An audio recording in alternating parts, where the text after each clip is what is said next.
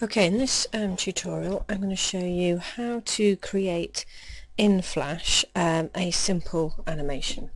So if you remember, we had, I'm just going to change that to 100%, there we go, we had our basic Flash file with a tiger in the jungle, and we had our tiger that we'd inserted. So this is scene 1. There's scene 1. I want to do some work on scene 2, so I'm going to insert a new scene. This is called it scene 3 because I've been doing a bit of work on scenes, but I can sort that out later. Scene 1 is still there, scene 3 is there. These scenes will run in that order. We can rename them, but at this point we're okay.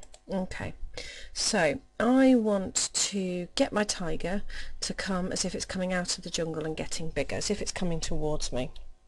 So first of all, down here on the timeline, first thing I want to deal with is the tiger, so call your layer the tiger. So I've got frame 1. I'm going to drag the tiger onto my stage. Now it's quite big, so I'm going to use the freeform tool to resize it. I just have to put the microphone down, hang on.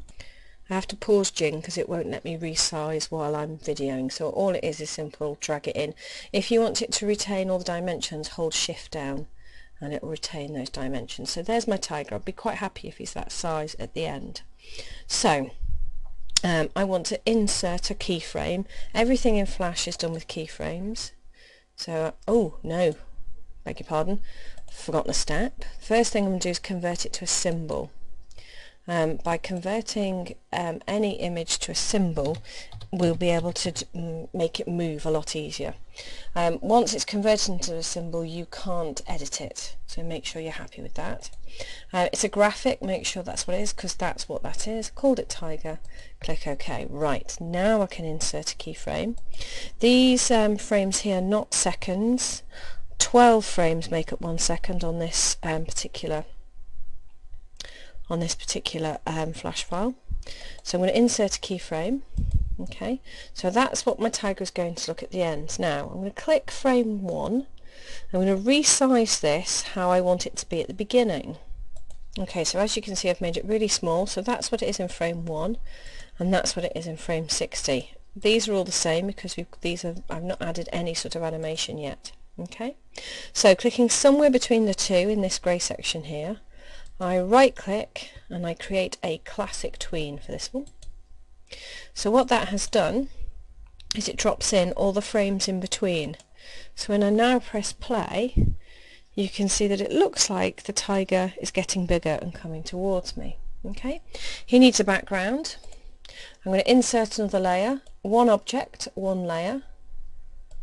Okay, layer 2 I'm going to call background because that's what it is.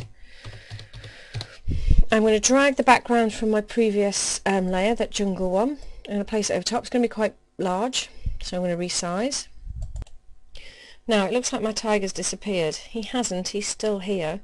In order to sort out centre back and bring forward, you lift the layers and order them here. So the top of your list will be the topmost layer you see.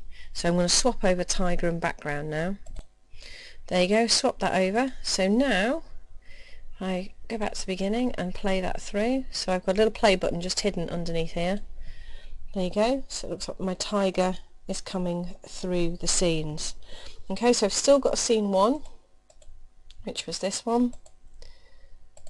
So it does that first. And now I've also got scene 2.